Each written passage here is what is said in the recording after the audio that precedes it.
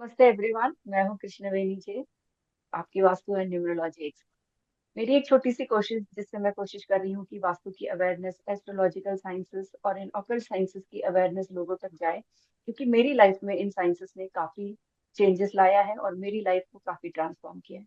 तो इसीलिए मैं एक इंस्पिरेशनल जर्नी स्टार्ट किया जिसमें काफी सारे इंस्पिरेशनल गेस्ट आए, अपनी अपनी लाइफ जर्नी शेयर करी। आज हमारे साथ ऐसे ही एक वास्तु के विद हैं जो काफी 20 साल से भी ज्यादा वास्तु का नॉलेज रखते हैं और पिछले 15 साल से कंटिन्यूअसली वास्तु के फील्ड में काफी लोगों की लाइफ में चेंजेस लाए। और उनका एक सॉफ्टवेयर है जो आजकल के मॉडर्न टेक्निक्स को यूज करके जिससे हम वास्तु का मैप बनाते हैं। आइए जानते हैं उनसे कि उनकी जर्नी कैसी रही, क्यों उन्होंने वास्तु स्टार्ट किया। लेट्स ऑल वेलकम नरेश जी, नमस्कार नरेश जी। मित्तल जी। नमस्कार मैम। नमस्ते सर। नमस्ते। पहले तो आपका धन्यवाद जी, जो अपने को आपका चैनल पे आने का मौका मिला है। तो एक्चुअल में मैम, मेरा जर्नी वास्तु से रिलेटेड 1995 से स्टार्ट हुआ था। एक्चुअल में हमने अपने पर्सनल यूज के लिए वास्तु कंसल्टेंट को हायर किया था, ताकि मेरी फैमिली उस टाइम तो हम एजुकेशन में ही थे, तो मेरी फैमिली काफी वास्तु को मानती थी। तो ओवरऑल क्या कि तो हमारा आपने घर। 1995 से आपने वास्तु में रुचि रखा, नहीं, वास्तु को जाना। हाँ, हमने एक्चुअल में हमको बिल्कुल भी नॉलेज नहीं था 1995 में वास्तु के विषय में, क्या सब्जेक्ट है क्या नहीं है। हम तो खाली क्या है कि जो अपने कंसल्टेंट्स आए थे उनके पास यही ऑफर था, भाई नरेश भैया इसको ना लिखना है, इनको बहुत एक्चुअल में उस टाइम में पोस्टिंग बहुत होती थी, मतलब एक एक शब्द रिकॉर्डिंग के की तरह से उनको लिखना है, क्योंकि उस टाइम में रिकॉर्डिंग का भी कोई ऐसा साधन नहीं होता था।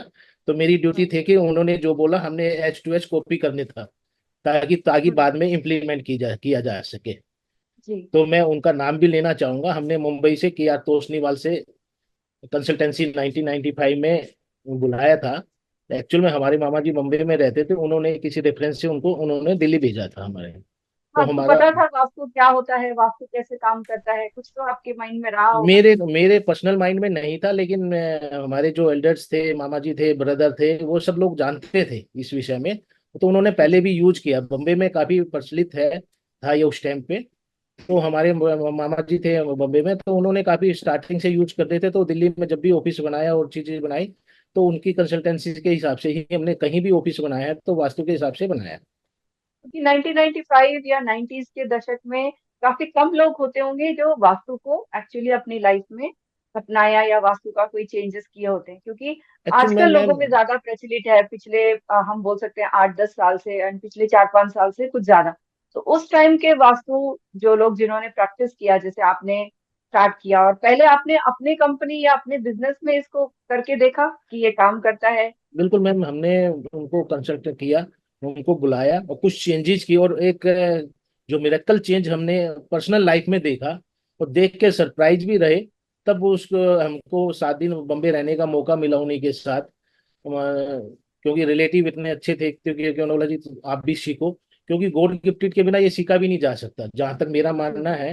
ये कि आपके ब्लेसिंग नहीं हो तो ये जितनी भी ओकल साइंस है, आप उसमें नहीं जा सकते। इस क्या रीजन से मैं एंट्री हुआ, तो मेरा इंटरेस्ट वहां बनता गया, ताकि वो सीखा, चीजों को समझने की कोशिश की।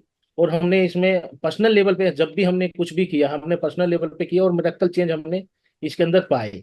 वो ड्यू टू मेहनत भी हो सकते हैं, ड्यू टू वास्तु भी हो सकते हैं, लेकिन हमने जो किया, हम करते रहे उस चीजों को, उसका रिजल्ट भी हमको मिलता रहा। उसमें क्या होता है कि सारे दिन हम ये नहीं कह सकते ये वास्तु ने ही किया है। हमारी मेहनत, हमारी ऑनेस्टी, उसमें वास्तु का भी रोल, हम परसेंटेज वाइज भी बोले तो ये 25% हम कह आपने बहुत सकते हैं। अच्छी बात कही कि इसमें अपनी मेहनत भी बहुत जरूरी है। ऐसा नहीं कि हमने वास्तु कर लिया और सब कुछ रातों रात चेंज हो गया, जो काफी सारे लोग वैसे मानते हैं कि हमने आज वास्तु किया तो कल हमारी लाइफ एक जादू की छड़ी की तरह बदल जाएगी। जबकि ऐसे नहीं होता। इसके एक साइंटिफिक प्रिंसिपल्स होते हैं जिसको हम अप्लाई करते हैं घर पे। थोड़ा टाइम लगता है, फिर उतना मेहनत भी उसमें काफी महत्व रखता है। बिल्कुल मैम, बिल्कुल।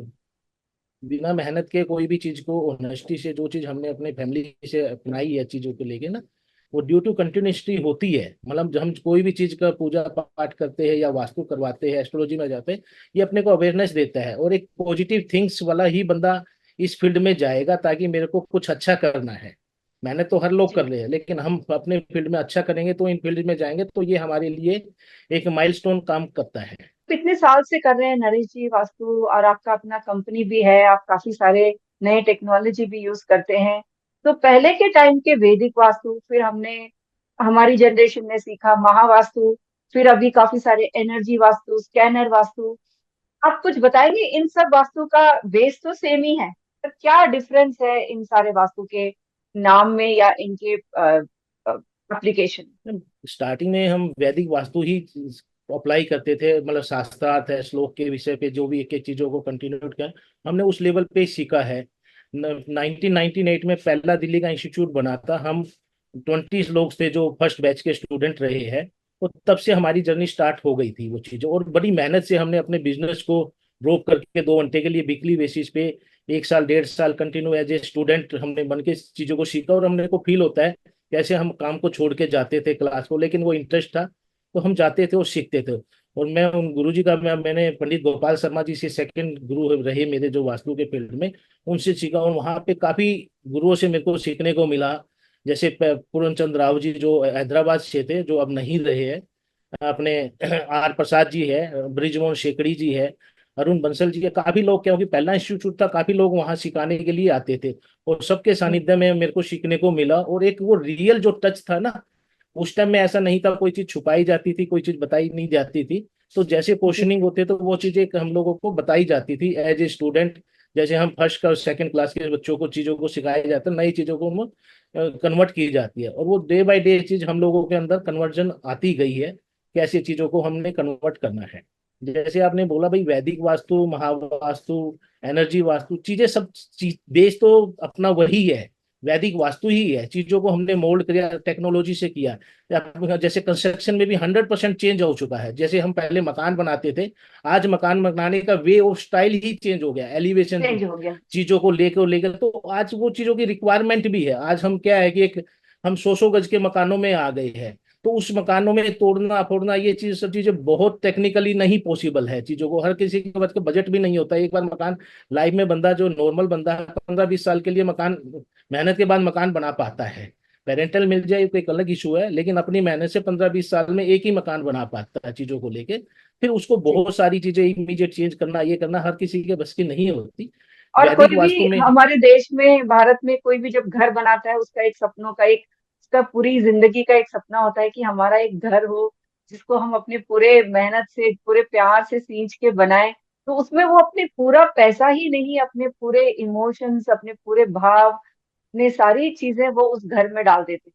जब पता चले कि उस घर का स्ट्रक्चर खराब है या वहां पे कोई वास्तु दोष है, तब इंसान की लाइफ में घर के हिसाब से चेंजेस आने लगते हैं। ये काफी लोग जानते नहीं हैं और मानते नहीं हैं कि वास्तु काम करता है।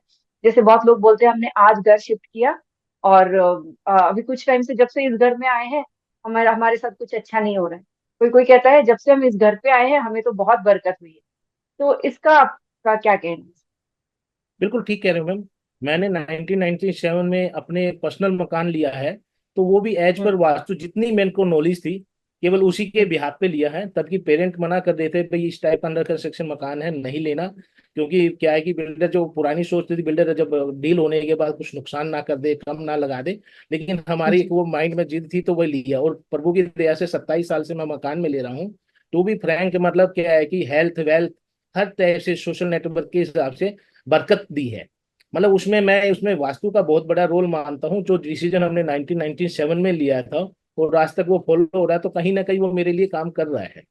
तो आपका कहना है कि वास्तु जरूर काम करता है। जैसे मैं भी एक परफेक्ट एग्जाम्पल हूँ, क्योंकि जब लाइफ में कुछ चैलेंजेस होती है उसी टाइम पे मैंने वास्तु को अपनाया और अपनी लाइफ में चेंजेस देखा। और मुझे इस साइंस ने बहुत कुछ दिया है सर, इसीलिए शायद आज मैं आप जैसे महान लोगों का के साथ बात कर पा रही हूँ, आपकी स्टोरी सामने लेके आ पा रही हूँ।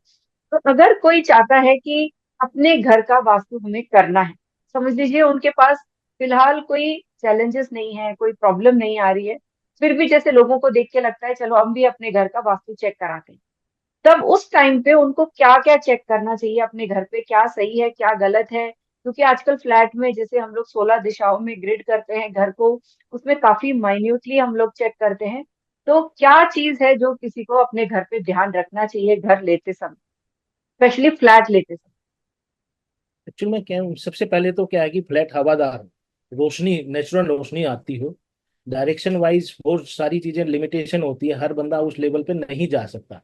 लेकिन हम जहां भी करें नेचुरल लाइट, नेचुरल एयर हमारे मकान में आती रहे, तो जो कि अपने आप में 50% वास्तु के दोष को दूर कर देता है।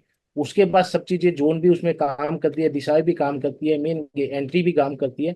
हम जितना भी पॉसिबिलिटी है रेमेडी में नहीं जाके, स्टार्टिंग में हम जितना कोशिश करें कि उसको एज पर वास्तु डिजाइन किया जाए, हवादार बनाया जाए, हर बार जोन के हिसाब से चीजों को बैलेंस किया जाए। मेरा भी क्या सिस्टम है, मैं पूरे प्रोजेक्ट लेता हूँ तो मैपिंग पे हम 80% काम मैपिंग पे कर लेते हैं, लेकिन फिर भी क्या है कि एक आर्किटेक्चर के हिसाब से और एक ओनर के हिसाब से मेरे को फिर भी सोचना पड़ता है, ताकि एक हम मकान बनाए तो कोई चिड़ियाघर ना बनाए, कोई भी बंदा आके अनकंफर्ट फील ना करे।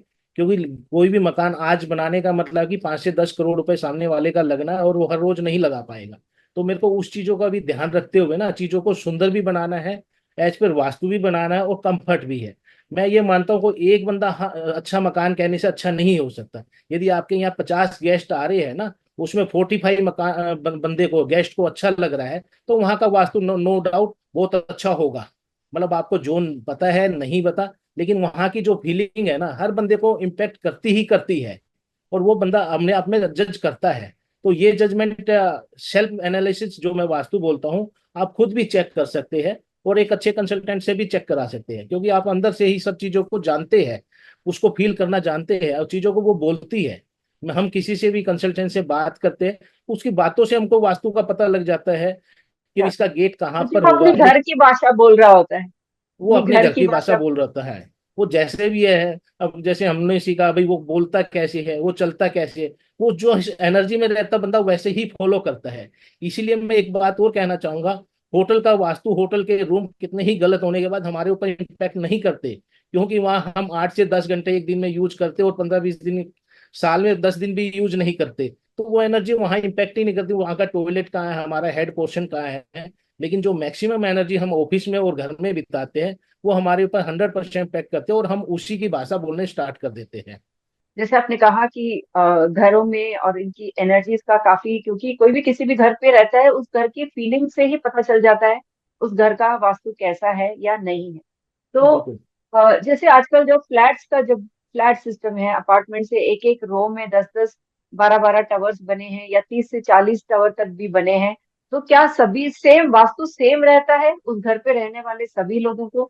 इसमें भी काफी लोगों को मिसकंसेप्शन रहता है कि वास्तु अगर 10 फ्लोर का एक नक्शा सेम है, एक टावर का सारा नक्शा सेम है, तो उनके साथ ये प्रॉब्लम क्यों है, हमारे साथ क्यों नहीं है, या हमारे साथ ये प्रॉब्लम क्यों आ रही है, वो भी सेम लेआउट में रहते हैं। एक्चुअल काफी में मेरा लोगों को पर्सनल, पता नहीं रहता है वास्तु कैसे घर में रहने वालों को, सबको इक्वली कितना अफेक्ट करता है और इंडिविजुअली कितना अफेक्ट। देखो मेरा पर्सनल एक्सपीरियंस मैं आपको शेयर करता हूँ। एक्चुअल में क्या है कि जनरली 4 फ्लोर सिस्टम चलता है, पार्किंग प्लस 4 फ्लोर कंसेप्ट चल रहा है अपने नॉर्थ इंडिया में। लेकिन मल्टी स्टोरी बिल्डिंग में 20 तल्ला तक भी जाते हैं, और सिविल स्ट्रक्चर जी सेम बनता जाता है। कंस्ट्रक्शन के वे में जी। हम देखेंगे तो किसी के नॉर्थ ईस्ट में टॉयलेट है तो 20 के 20 फ्लैटों में नॉर्थ ईस्ट में टॉयलेट आएगी ही आएगी। और आएगी ऐसा आएगी। नहीं कि नॉर्थ ईस्ट की टॉयलेट ठीक है, वास्तु के हिसाब से गलत है। हम भी मानते हैं इस चीजों को इम्पैक्ट देखने को भी मिला, लेकिन वो एक टाइम में 20 फैमिली को आएगी, वो नहीं होता कभी भी। उनकी एनर्जी, सब बंदे की एनर्जी अलग अलग होती है, काम का पैटर्न अलग होता है। अब जैसे जनरली बोलते हैं भाई संतों को वास्तु का असर नहीं पता, हम अपने आप में इतने संत है, चीजों को मेरे ऊपर इम्पैक्ट ही नहीं है वहां की एनर्जी का, क्योंकि हमने अंदर का वास्तु ठीक किया हुआ है। तो बाहर का वास्तु मेरा कुछ नहीं करने वाला। तो वही सेम कंसेप्ट हमारे मकानों में भी चलता है। हमारी सोच क्या है, हमारा वर्क का पैटर्न क्या है, हमारी फैमिली किस बैकग्राउंड से है, वो सब चीजें काउंट करती है। या हमारा इंटीरियर, इंटीरियर बहुत बड़ा रोल करता है। वास्तु ठीक होने के बावजूद भी यदि इंटीरियर गड़बड़ कर देता है, उसमें कलर्स आ गए, चीजों को एलिवेशंस आ गया, स्टेचू आ गए, पेंटिंग्स आ गई, ये सब चीजें लाइफ में इम्पैक्ट करती है। तो वो चीजें भी वास्तु को बदल देती है चीजों को। तो इम्पैक्ट यहाँ आएगा पे नो लोगों डाउट। को ज्यादा ज्ञान नहीं होता है सर कि काफी सारे लोग वास्तु परफेक्ट घर तो ले लेते हैं, जैसे आपने इंटीरियर की बात की जो बहुत ही मेजर रोल प्ले करता है। वास्तु परफेक्ट घर लेने के बाद भी इंटीरियर में गड़बड़ हो जाता है, लाखों खर्च करने के बाद फिर आते हैं कि मैम ये हमने अभी इंटीरियर कराया था, 2 महीने पहले इतना खर्च हुआ और हम हमारे साथ प्रॉब्लम आने लगी। जब फिर हम उनका घर का देखते हैं, तब कहीं ना कहीं उन्होंने गलत जगह पे गलत चीजें बनाई होती हैं, गलत पेंटिंग्स लगाई होती हैं। तो आप ये बताइए इंटीरियर का वास्तु में कितना इम्पैक्ट पड़ता है, कितना डीप इम्पैक्ट पड़ता है? बिकॉज लोग कहीं ना कहीं वास्तु को पीछे कर देते हैं, इंटीरियर पे ज्यादा ध्यान देते दोनों इक्वल काम करता है। यदि आपका बेसिक वास्तु बिल्कुल ठीक है, साउथ ईस्ट में फायर का मतलब पंच तत्व अपने वास्तु के हिसाब से बैलेंस है, हम किचन की बात करें, टॉयलेट की बात करें, यदि वो जोनल बैलेंस है और हमारा इंटीरियर गड़बड़ है, तो आपका 100% रिजल्ट नहीं मिल पाएगा। मैं कह सकता हूँ, यदि परसेंटेज वाइज कोई पैमाना नहीं है वास्तु को मापने का, लेकिन मैं फिर भी कह सकता हूँ कि 50% वास्तु आपका प्लस माइनस इंटीरियर की वजह से हो जाता है, अच्छा भी हो जाता है, बुरा भी हो जाता है। तब यदि हम कोई सिविल चेंज नहीं करते, तो इंटीरियर का कुछ कलर्स कॉम्बिनेशन करके, कुछ पेंटिंग से उन चीजों को, एनर्जी को बैलेंस करने की कोशिश करते हैं। उसका रिजल्ट हमने पर्सनल भी देखा और लोगों की लाइफ में भी हमने होते हुए देखा है। तो हर चीज इंटीरियर का वैल्यू करते हैं। एक खाली एक मैप को डाल देने से या मैप को अच्छा डिजाइन करने से वास्तु नहीं होता। काफी लोग कहते हैं जी मेरा तो मैप वास्तु के हिसाब से बना है और हमने वास्तु से कंसल्ट किया। ये मेरे साथ पर्सनल भी हुआ है, मैप हमने डिजाइन करके, अब जैसा क्लाइंट बोलेगा हमको तो मजबूरी है, तो जी हमारा तो मैप पे काम कर दीजिए, पूरा काम हमको नहीं कराना। हम उसको सलाह देते हैं जी अपने को ये 2 साल का प्रोजेक्ट है, तो 2 साल के साथ हम जुड़े रहेंगे, हर चीज पे ध्यान देंगे। आपकी पीओपी क्या बोल रही है, आपका कलर्स क्या बोल रहा है, आपके स्टोन्स का कलर क्या बोल रहा है, एलिवेशन, एलिवेशन बहुत मेजर रोल करता है लाइफ में, यस। जो अपने ऊपर भी इम्पैक्ट करता है और दूसरी की बिल्डिंग पे भी इम्पैक्ट करता है, जिसको फेंग शुई में कहते हैं ना भाई, एलिवेशन। सामने कोई हीट थ्योरी क्या आती है, वो एलिवेशन की बहुत बड़ी थ्योरी है फेंग शुई में, चीजों को सामने वाली बिल्डिंग क्या बोल रही है। सामने वाले की बिल्डिंग में काम हो, हमारी एनर्जी चेंज हो गई, हमने कुछ नहीं किया, ये एलिवेशन का रोल है। तो ये सब चीजें मायने करता है चीजों को लेके। खाली आपकी साउथ ईस्ट में किचन होने के बावजूद यदि उसमें 100% आपका, तो यदि सारी चीजें बैलेंस इन एंट्री उसका ठीक नहीं है, तो साउथ ईस्ट की किचन भी शायद आपको रिजल्ट नहीं दे पाएगी। हाँ, आमतौर से उसमें वहां पे वो लोग ब्लैक कलर का स्लैब बना दें, जिसको ज्यादा लोगों को पता भी नहीं होता है कि साउथ ईस्ट में ब्लैक कलर नहीं होना चाहिए। किचन तो बना देते हैं ब्लैक साउथ ईस्ट में, लेकिन वहां पे जो स्लैब होता है वो हमने आज तक देखा है 90% घरों में ब्लैक कलर का ही होता बिल्कुल ठीक कह रहे हो। एक जनरली और चीज बता देता हूँ, यदि आपके बर्नर के सामने विंडो है, वो विंडो स्लैब और विंडो का गैप नहीं है, तो वहां की किचन कभी काम नहीं करेगी, क्योंकि वहां एनर्जी का फ्लो फायर की एनर्जी का ही खत्म कर देती है। तो मतलब कलर्स के अलावा उसका एलिवेशन भी बहुत बड़ा काम करता है चीजों को लेके। तो ये चीज, सब चीजें भी है, वहां की मोल्डिंग कैसी है, वहां का कोई ऐसा कॉर्नर्स तो नहीं निकल रहा है, खाना बनाते हुए कोई आपको हीट ही कर रहा है, चीजों को बैलेंस होते हुए भी वो हीटिंग आपके ऊपर आ रही है, तो वो भी चीजों को इम्पेक्ट करेगी और वो थिंकिंग बदलेगी तो खाने में जाएगी और सब लोगों के उसमें जाएगी। तो वो सब चीजें इस चीज में इम्पेक्ट करती है चीजों को लेकर। छोटी छोटी चीजों को यदि हम ध्यान रखें ना, यदि हमने मकान बन लिया, छोटी छोटी चीजें, मैं कह रहा हूँ ये आज कुछ लोग ना वास्तु से यूट्यूब से सीख के, आपकी यूट्यूब से, किसी भी यूट्यूब से सीख के कुछ छोटी छोटी चीजें अपनी लाइफ में बदलाव, 100% बदलाव आता है उनके लोगों में। मतलब उन्होंने कुछ भी किया है, क्या क्या, एक नमक के पानी से भी अपनी घर की एनर्जी को साफ किया ना, तो वो होती है। जी सर, ये तो आपने सही कहा। यूट्यूब से देख के काफी कुछ हम लोगों ने भी सीखा है, लेकिन जस्ट करने के लिए प्रोफेशनली सीखना भी जरूरी होता है, वो भी सीखा है। लेकिन जो लोग बिना मैप को ग्रिड किए अंदाजे से जो रेमेडी करते हैं, उसके लिए आप क्या कहेंगे? देखो, अंदाजे से कोई चीज होती नहीं है, वो तुक्के वाली बात है। जनरली मैं बताता हूँ 22.5 डिग्री पे आप कन्वर्ट करते हो चीजों को, 45 डिग्री के हिसाब से जब हम सोलर डायरेक्शन में बात करते हैं, तो 22.5 डिग्री में भी बाय क्या बाय। होता है कि जब एनर्जी चेंज होती है ना, मतलब स्टार्टिंग की 1.5 डिग्री और एंड की 1.5 डिग्री, वो डेड एनर्जी होती है। कभी भी एनर्जी जब कन्वर्ट होती है, एक बार डेड होती है फिर एनर्जाइज होती है, ऐसे कभी भी नहीं होता। जनरली हम एकदम स्विच किया और वो 100% काम करती है। तो कोई भी जोन की स्टार्टिंग की 1.5 डिग्री इधर का और 1.5 डिग्री एंडिंग का, तो -3 डिग्री मतलब 19.5 डिग्री आपके लिए वो पॉजिटिव काम कर रही है। कहीं बार बेड की पोजीशन से, मतलब जोन ठीक होने के बाद भी कई चीजें मैंने पर्सनल रिजल्ट देखा है, बेड उसका डेड एनर्जी पे आ रहा था, कि जबकि जोन ठीक बोल रहा है। क्योंकि वो कन्वर्ट एनर्जी जब कन्वर्जन होती है, जैसे हम कॉर्नर की बात कर रहे हैं, कॉर्नर पर मैक्सिमम एनर्जी एक वोल्ट से दूसरी वोल्ट को कन्वर्ट करती है। पॉजिटिव जब बहुत ज्यादा एनर्जी भी ना बंदे को एब्जॉर्ब नहीं कर पाती, हिट करती है चीजों को लेके। इन चीजों का भी ध्यान रखना बहुत जरूरी है। जैसे आपने कहा छोटी छोटी चीजों का ध्यान रखना जरूरी है। जैसे कोई अपार्टमेंट बनता है, अभी हमने फ्लैट की बात की, अंदर की ओरिएंटेशन और एनर्जी की बात की। जैसे कोई बहुत बड़ा अपार्टमेंट बन रहा है या कोई बहुत बड़ा कॉम्प्लेक्स बन रहा है, उसमें भी एक ओवरऑल वास्तु के हिसाब से ही वो पूरा अपार्टमेंट बना हो, उसका भी फर्क पड़ता है कि पूरा अपार्टमेंट का वास्तु अगर गड़बड़ है, वो वहां रहने वालों के फ्लैट्स में कितना असर डालता है। बहुत अच्छा क्वेश्चन किया मैम। एक्चुअल में हर चीज का फर्क पड़ता है। हमारी सिटी से स्टार्ट होता है ये वास्तु, दिल्ली के किस कॉर्नर्स में ये है, उस वो कॉर्नर वास्तु के साथ, पहले इंडिया का हम वास्तु देख रहे हैं, तो वो किस वास्तु के जोन में वहां इम्पैक्ट होता है। फिर उस शहर का वास्तु क्या बोलता है, फिर सोसाइटी का जो एरिया होता है उसकी प्लेसमेंट भी क्या बोलती है, वो परसेंटेज वाइज 100% हर बंदे पे इम्पैक्ट करती है। ये नहीं करती क्यों? हमारे हर चीजों को फेसिंग अलग होती है चीजों को, वहां का इन्वायरमेंटल चेंज हमारे ऊपर इम्पैक्ट दिखाता, हमारी वाणी में दिखता है चीजों को। ऐसा नहीं कि हम वहां लोग ऐसा बोल रहे हैं तो हम भी ऐसा बोलना स्टार्ट कर दें। वहां की एनर्जी हमको काम कर रही है ना, तो वो एनर्जी हमें एब्जॉर्ब कर रही है, तो वो अंदर से फीलिंग को चेंज कर रही है चीजों को। तो हर शहर का, गांव का, फिर सोसाइटी का, हर चीज का वास्तु इम्पैक्ट करती है। कहाँ पे अपना जल का स्थान सोसाइटी ने बनाया है, कहाँ फायर का स्थान है, वो हर इम्पैक्ट है। अब क्या है कि एक सोसाइटी में 300 फ्लैट है, अब वो सोसाइटी का मेन एंटी ही बहुत पॉजिटिव है, तो वो जो मेन एंटी 100, मैं उसके 100 नंबर मानते तो वो 300 में कन्वर्ट हो जाएगी, वो सबको मिलने वाली है। 100% नहीं मिलनी, वो सबको, जितने लोग हैं उसमें कन्वर्ट हो रही है, तो उसका परसेंटेज आपको बेनिफिट होगा। ऐसे ही नुकसान होगा।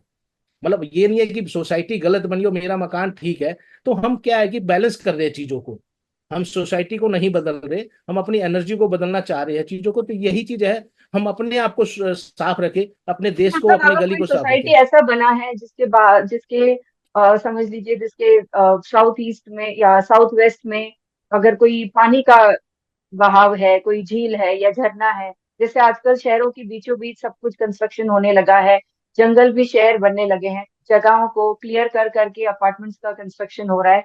समझ लीजिए किसी ने, एक बिल्डर ने या किसी ने एक बहुत बड़ा अपार्टमेंट का निर्माण किया, स्टार्ट किया, और वहां पे साउथ वेस्ट में पीछे कोई झरना या कोई लेक है, उसका प्रभाव पड़ेगा पूरे लैंड पे। तो वो सबसे पहले तो वो बिल्डर पे ही प्रभाव आ जाएगा, उसकी बिल्डिंग बनने में, बिकने में काफी चीजें वो फेस करेगा। फिर भी रुकावटें कोशिश आएंगी। करके बहुत, हाँ बिल्कुल, प्रेरक रुकावटें आती है जब भी हम वास्तु के खिलाफ कोई भी चीजें करते हैं ना, वो हर चीजों पे इम्पैक्ट आती है, वो बिल्डर सबसे पहले फेस करेगा इन चीजों को लेके। लेकिन किसी न तरह हमने वो बिल्डिंग कंप्लीट हो गई और हमने शिफ्ट कर दिया, इम्पैक्ट आता है उसका। क्या है कि हम पूरी बिल्डिंग के साउथ वेस्ट को, साउथ ईस्ट को ट्रीट नहीं कर पाएंगे। तो हम क्या करेंगे, हम अपने फ्लैट को इतना प्योर कर लेंगे, हमें फायर, यदि उधर फायर डिस्टर्ब है तो फायर को एनर्जाइज कर लेंगे अपने फ्लैट्स की। और साउथ वेस्ट डिस्टर्ब है तो स्टेबिलिटी को हम अपने फ्लैट की एनर्जी को हम कर सकते हैं, क्योंकि हमारे बस में नहीं है कि हम सोसाइटी को चेंज कर पाए। इसका मतलब नरेश जी यहाँ पे बिल्डर्स का भी रोल है वास्तु में, कि कोई कोई अपार्टमेंट बना रहा है, कोई कॉम्प्लेक्स बना रहा है, कोई रहने के लिए घर बना रही है या कोई भी कॉम्प्लेक्स बना रहे हैं, उस जमीन का वास्तु भी देखना चाहिए। बिल्कुल मैम, 100% उस जमीन का वास्तु देखना चाहिए। बनाते हुए उसकी एनर्जी क्या है, इसको लैंड एनर्जी की बात करते हैं चीजों को, स्टार्टिंग से वो सब चीजें काम करती है। यदि यदि लैंड की कोई कमी है, तो यदि उसमें 4 टावर, 15 टावर कोई भी बना है, जितनी भी फैमिली रह रही है, वो लैंड की एनर्जी को आप अपने फ्लैट से भी चेंज नहीं कर पाते। तो ये बड़ी समस्या है फ्लैट्स में रहने वालों के लिए कि भाई लैंड की एनर्जी को कैसे चेंज किया जाए।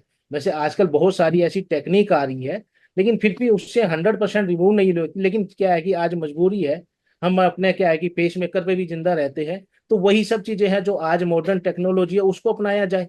सब मिलके जी। RWR के साथ मिलके सोसाइटी की एनर्जी को चेंज किया जाए, जितना चेंज किया पॉसिबल जाए। करना चाहिए। जैसे आजकल हमने बात की शहरों को, जंगल को भी क्लियर करके अपार्टमेंट्स वगैरह बनता है, तो इस चक्कर में क्या होता है, एक काफी सारे सोसाइटीज के बीच में कहीं एक एक दो दो हॉस्पिटल आ जाते हैं, बड़े बड़े क्लिनिक्स आ जाते हैं, एंड कहीं पास में पुलिस स्टेशन आ जाता है। ये सब एनर्जीज भी आसपास के सोसाइटीज को, वहां रहने वालों को अफेक्ट करता है। मैम एक्चुअल में क्या है, इम्पैक्ट करेगा, लेकिन हम जब सिटी प्लान करते हैं, ये सब चीजें उस सिटी प्लान में आ जाता है। जो ये इंडिविजुअल लेवल पे वास्तु नहीं कह सकते, ये सिटी प्लानर के लिए वास्तु होता है भाई, कहाँ हॉस्पिटल, कहाँ ये चीज, सब चीजें बनाई जाए। इसीलिए हम कहते हैं भाई हॉस्पिटल के साथ या पुलिस स्टेशन जैसे के साथ किसी ने सब घर चीजें लिया, नहीं लेनी नरेश जी, जी। जैसे किसी ने घर लिया, ठीक है, जी अभी लिया, समझ लीजिए 10 साल पहले लिया, उसके उस टाइम पे उसके आसपास ना ना पुलिस स्टेशन था, ना कोई हॉस्पिटल था, कुछ भी नहीं था, नॉर्मल कुछ घर थे, बाकी थोड़ा बहुत कम आने जाने वाले लोगों का जगह था। धीरे धीरे जैसे शहर बढ़ा, जैसे अर्बनाइजेशन, इकोनॉमिक डेवलपमेंट बढ़ता गया,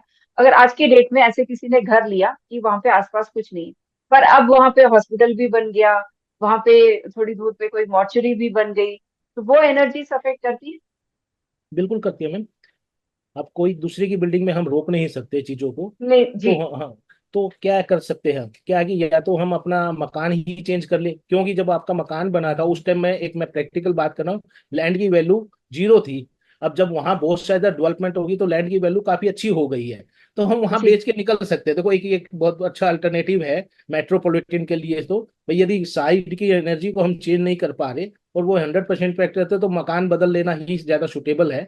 इजी नहीं है, लेकिन मैं एक चीज इसमें और ऐड ऑन करना चाहता हूँ। बंदे को यदि बहुत वास्तु से परेशानी आ रही है, तो वो 11 महीने के लिए रेंट पे रह ले, जो अच्छा वास्तु है, और फिर उसके बाद सेल परचेज का डिसीजन ले ले। मेरा पर्सनल एक्सपीरियंस ये रहा है, क्योंकि एक बार क्या है कि अपनी लाइफ को तो जरूर बचाए।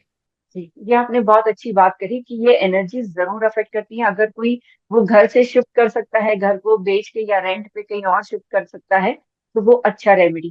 पर यहाँ पे मैं आपसे एक चीज पूछना चाहूंगी नरेश जी, क्या ऐसी चीज होती है जब हम क्लाइंट को हम ये बोलते हैं कि आपको इस घर में नहीं रहना चाहिए, आप शिफ्ट कर ले तो बेहतर है?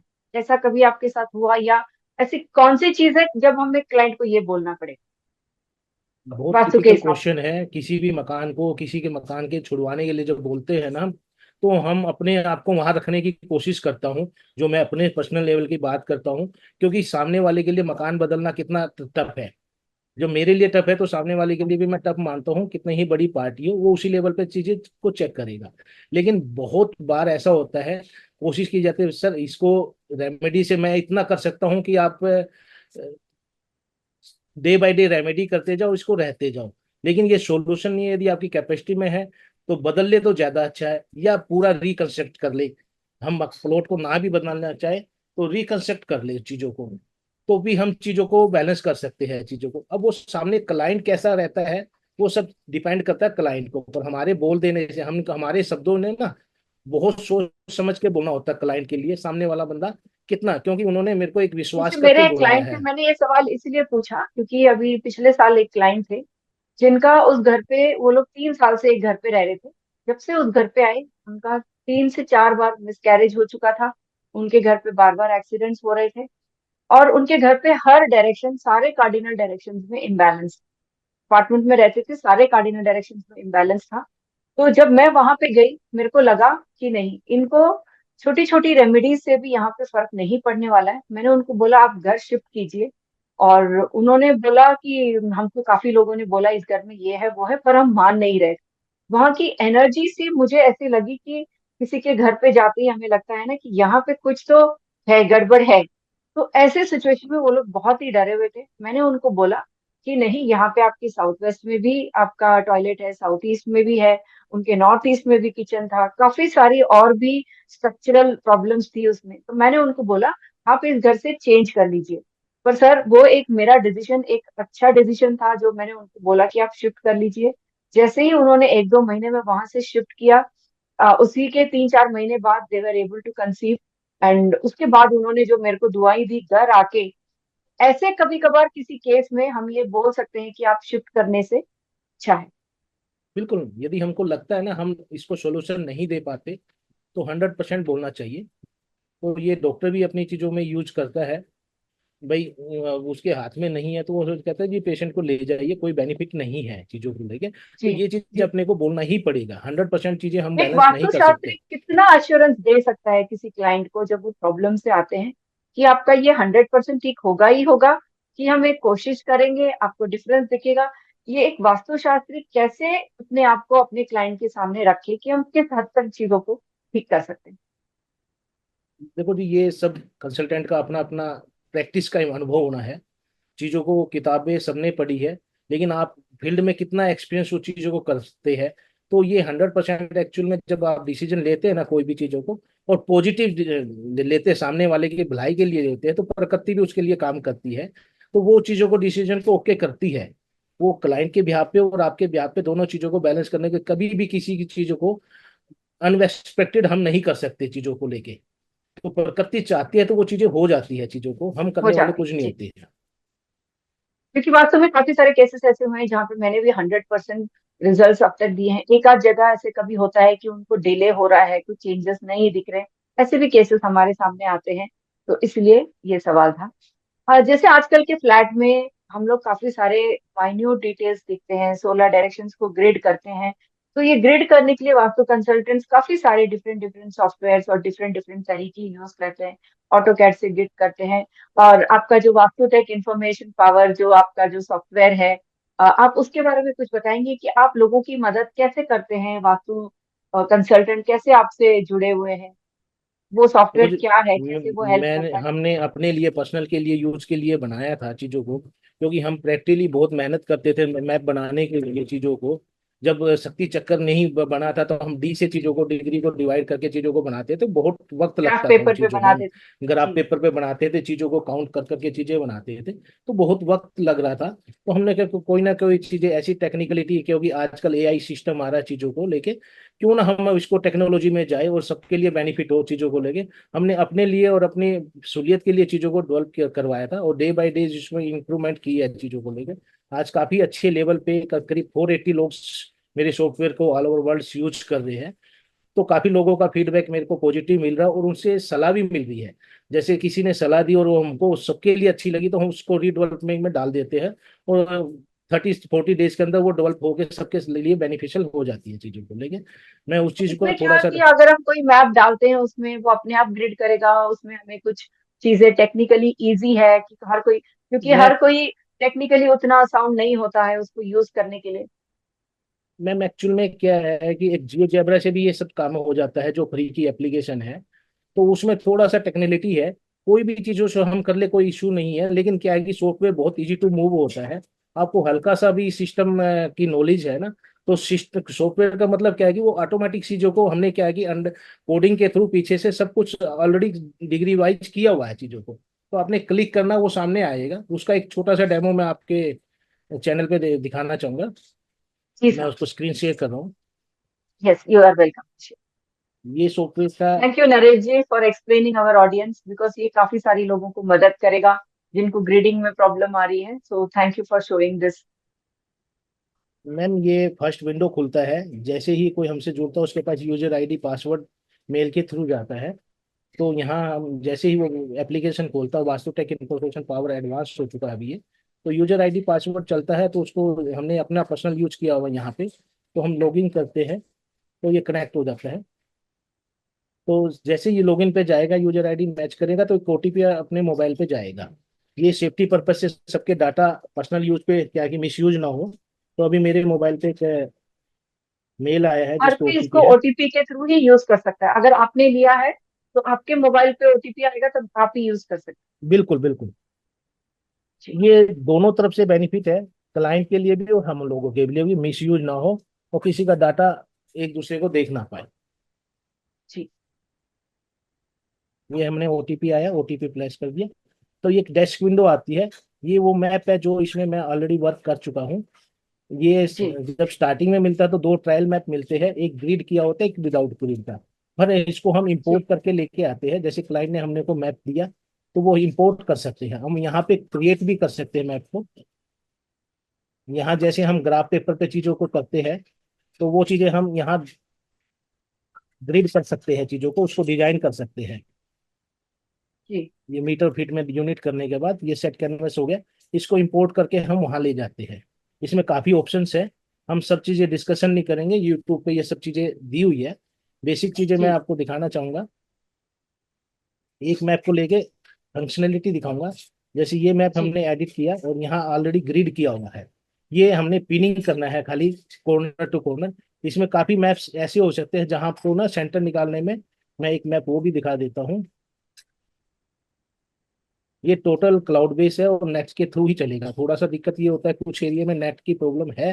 वैसे इंडिया में ऐसी कोई दिक्कत, काफी चीजें खत्म हो चुकी है, लेकिन फिर भी कुछ एरिया ऐसे है जहाँ पे नेट की प्रॉब्लम रहती है। वहाँ थोड़ा सा इसमें ऑफलाइन हमने सॉफ्टवेयर ये चल नहीं पाएगा, क्योंकि अपडेशन में काफी दिक्कत से। इसलिए तो आजकल हमारे देश में नेट की कनेक्टिविटी काफी अच्छी हो गई है। एक आध जगह ही ऐसा होता होगा जहाँ पे आज की डेट में नेट कनेक्टिविटी हिल नहीं स्टेशन होती, पे चीजों को है। नेटवर्क की वजह से। जी। जी, नेटवर्क का इश्यू आता है।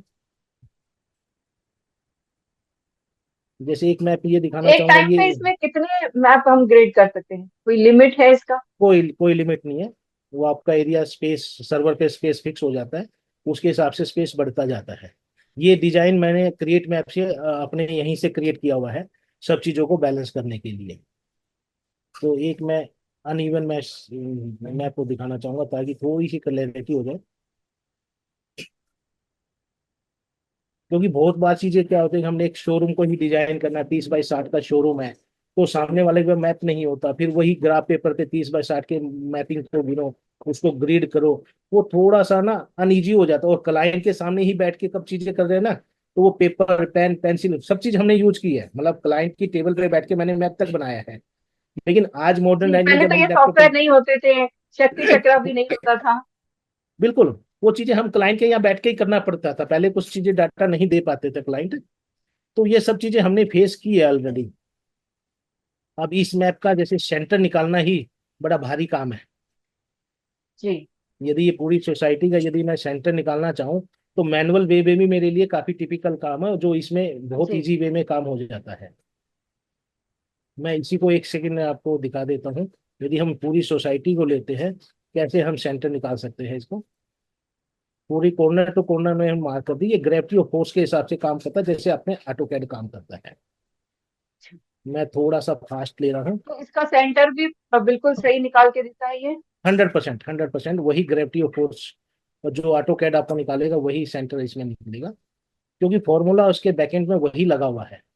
हमने 1 सेकंड में उसका ग्रिड किया, जैसे ही हमने पिनिंग ओके की, ऑटोमेटिक इसका सेंटर निकल जाएगा। जी जी। ये तो यहाँ से काफी लोग हमने जो नए प्रैक्टिशनर्स हैं, जिनको ग्रेडिंग में प्रॉब्लम आती है, जो ड्राफ्ट्समैन के लिए भागते हैं, उन सब के लिए ये थोड़ा काम आसान कर देगा। बिल्कुल आसान कर देता है। उसके बाद हमने सामने वाले को यहाँ का डिग्री लिया है, हमने किस वॉल का डिग्री हमने चेक किया है। अभी बाय डिफॉल्ट ये नोट टॉप में दिखा रहा है। यदि हम ये बोले यहाँ पे वॉल बन गई, जितनी भी हमने कॉर्नर्स को मार्क की है, 1 2 3 4 5, किस डिग्री का हमने किस वॉल का लिया है, मैं बोलता हूँ मैंने इस डिग्री का चेंज किया है, और यहाँ 45 डिग्री है। यहाँ पे हमने प्लेस पे अपडेट किया, तो ये 45 डिग्री को यहाँ टिल्ट करके इन्होंने दिखा दिया सभी जोन। ये 8 जोन जी में डिवाइड हो गया। ऐसे ही यहाँ 16 जोन है, ये अपडेट हो जाएगा। ऐसे ही 32 जोन में कन्वर्ट हो जाएगा विद इन सेकेंड। ये 32 जोन में भाई कहाँ पे हमने जी एंट्री सर। चेक करनी है, वो सब चीजें देती है। इसका डिस्क्रिप्शन आपके साइड में, सब चीज का डिस्क्रिप्शन आता रहेगा। ऐसे ही activities thank you object Naresh. 32 पे हमने एंट्री की बात करते हैं। यहाँ एंट्री प्लेसमेंट करेंगे, यहाँ से कहीं भी हमने जहाँ पे जिस जोन में एंट्री देखा वहां लगा दिया, तो ये ऑटोमेटिक रिपोर्ट भी क्रिएट कर देगा वहां पे। अच्छा, ठीक है। तो 16 जोन पे हम बात करेंगे, 16 जोन का सबका बार चार्ट, सबका बार चार्ट हम यहाँ देख सकते हैं। ये बार चार्ट ये 16 जोन अपने का कोई बार चार्ट है। रिपोर्ट भी देता है? इसमें कोई रिपोर्ट भी आता है? बिल्कुल, इसमें रिपोर्ट्स आता है एक्टिविटी सब्जेक्ट्स का हमने 16 जोन में क्या कलर्स देखे वहां पर, क्या एक्टिविटीज देखी, क्या ऑब्जेक्ट्स देखे वहां पे, उनका मेन एंट्री कहाँ पर था, ये सब रिपोर्ट्स आ गया है। और एक जनरली क्या है कि देखो, रिपोर्ट्स का मतलब क्या है कि आपने 8 जोन का ही रिपोर्ट लिया, इसका फाइल बनाया, फिर 16 का लिया, इसका फाइल बनाया, ये भी एक अपने आप में रिपोर्ट है फ्लैट्स के लिए। जी फिर जी। 32 का लिया, इसका प्रिंट आउट लिया, ये भी आपके लिए एक रिपोर्ट्स हो गई।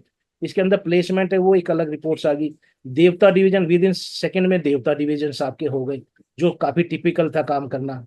देवता डिवीजन का बार चार्ट देखना, बार चार्ट आप देख सकते हैं, मैं आपको वो दिखा सकता हूँ। ये बार चार्ट पे आ गई।